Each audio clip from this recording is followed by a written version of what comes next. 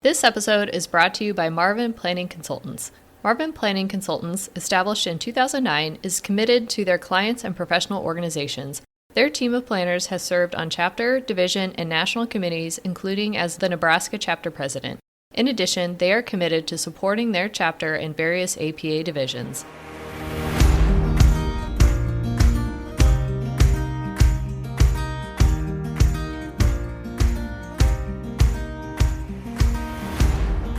You're listening to the Booked on Planning podcast, a project of the Nebraska chapter of the American Planning Association. In each episode, we dive into how cities function by talking with authors on housing, transportation, and everything in between. Join us as we get booked on planning.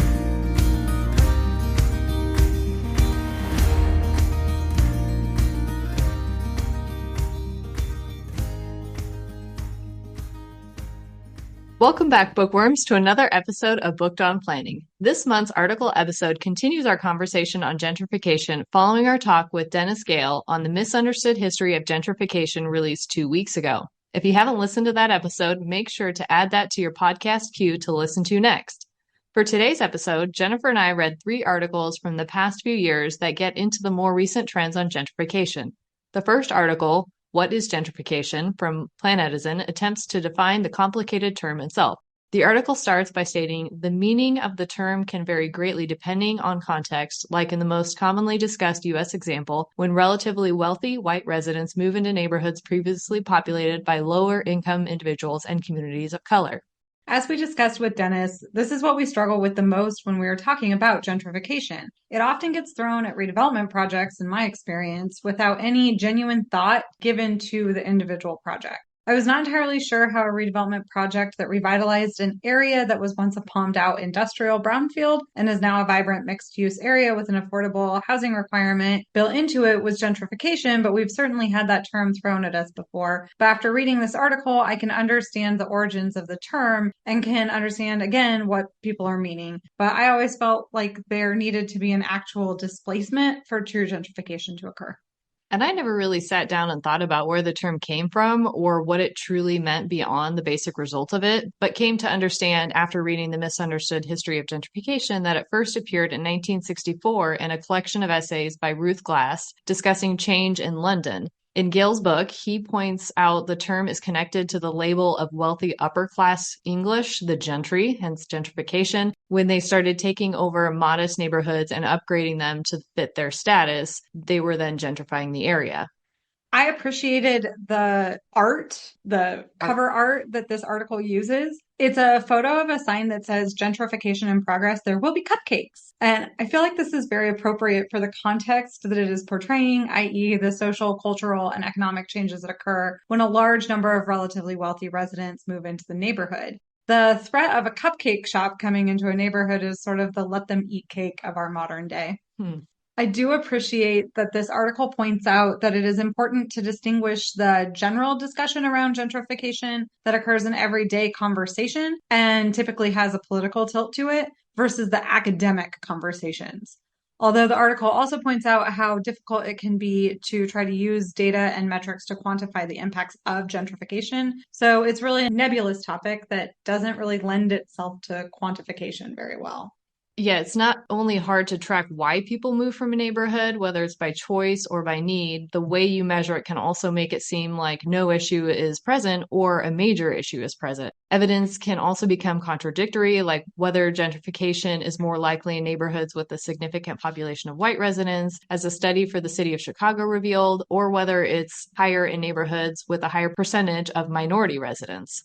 Exactly. People move for all kinds of reasons, and the way people answer the question to, like, why did you move, can change over time as you settle into a new neighborhood or whatever. And there often isn't just one defining reason why people move. So identifying the root cause of gentrification can be tricky. And even just tracking that down can be a challenge. Someone in our office, Kurt, has played around with this idea and trying to get addresses and phone numbers based on, I think, voting information. And to call those people up and ask why they moved would just be a huge undertaking to be able to track any of this. That's very fair if they even answer the phone. Yes. So the confusion with the term is rooted in the fact that no one agrees on what exactly causes it. Gentrification at its basic level is a lack of affordable housing resulting in displacement of individuals and culture that previously resided in the neighborhood. Whether that's caused by new housing investment or lack of new development is less defined. Most tend to think it's because of too much high-end development, but our second article shows evidence from the pandemic that may undermine that theory. I also watched this Planet Money reel on Instagram last month that goes into all the quote causes of gentrification. They get thrown around like the fancy coffee shops, or is it the bike lanes, or the renovated brownstones, or is it that brand new skyscraper development that causes gentrification? I really appreciate what our For You pages on Instagram must look like. Yeah. Probably not a lot like other people's. Nope. It does seem like any kind of development gets labeled as gentrification these days. And that's not necessarily a bad thing, but again, it creates an interesting conversation topic. As Dennis pointed out in our last episode, planners and policymakers really need to create some kind of firm definition of what gentrification is before we will be able to move forward with good policies and procedures to combat its effects. The second article we read was published in The Atlantic in 2021 by Jaco and Binder on how the pandemic disproved the common theories around gentrification, which place the blame on luxury condo development. The article discusses heavily liberal mayoral races that were taking place in 2021 in cities like New York and Boston, with nearly all candidates focusing on the topic of gentrification and their plan to attack it head on by halting zoning exceptions for developers and unrestrained growth. The two quoted candidates from the article are now holding those offices, which may speak to the importance of action on the topic to the voting public.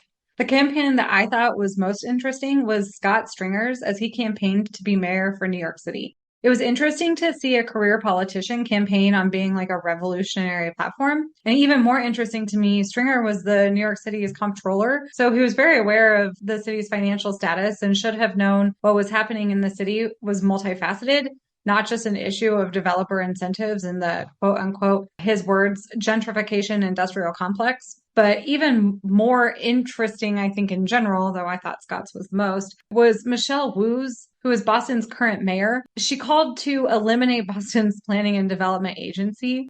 As of this recording, she has not acted on the total elimination of Boston's planning department, but she is responsible for Boston's city council asking for 2 new home rule petitions from the Massachusetts State Assembly, and one of those would significantly restructure the planning department and limit some of their authority.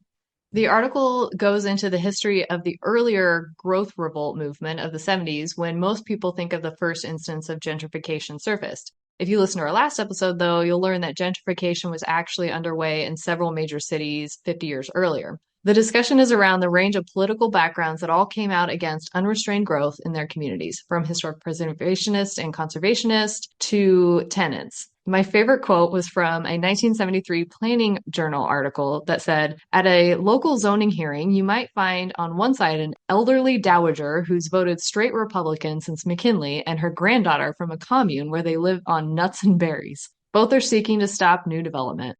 The author linked the relatively harmonious activism of this time to the economic stability that was occurring. As long as it was relatively inexpensive to rent in a city and homeownership wasn't really predicated on profitability like it is these days, these different groups of people were able to advocate for slow growth without any real conflict.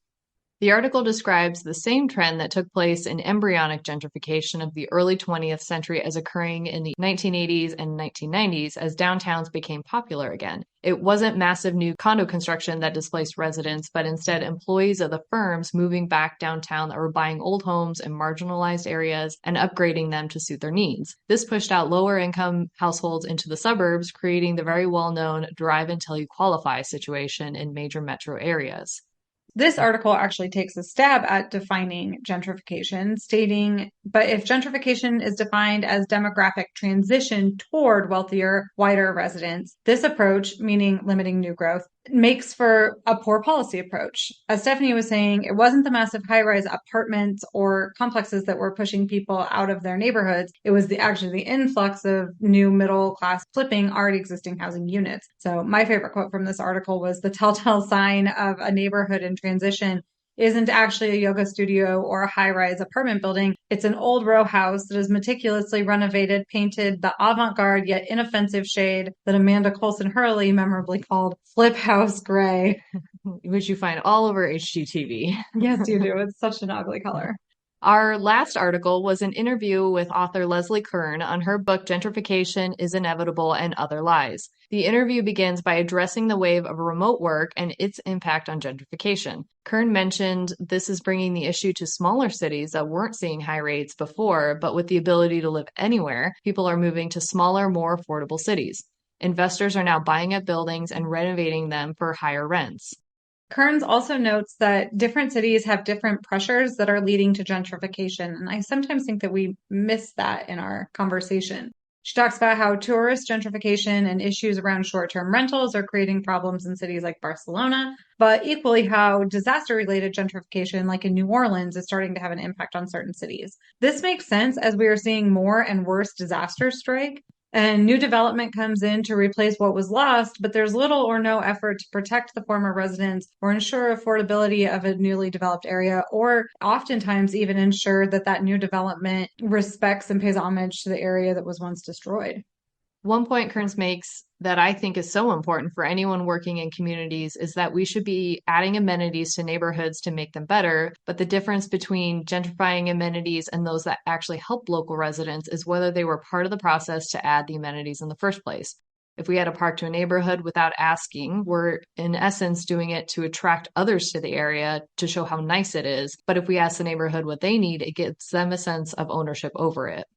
The article also touches on the argument that one of the ways to reduce housing costs is to just build more housing, more market rate housing. We hear this all the time. And while it does generally make sense that more housing should lower the demand, there is no economic incentive for a developer to do this. So leaving this solution to private development is not likely to occur. And Kearns points out that in Toronto, developers actually have been putting in thousands and thousands of new condominiums over the last 20 to 25 years, but those prices haven't actually gone down. Of course, she doesn't mention what the population increase has been over that same time frame and if these thousands and thousands of condos have met the housing demand. But assuming that it is meeting housing demand, this seems to indicate that just building market rate without any kind of an affordability subsidy isn't going to help the housing crisis or gentrification.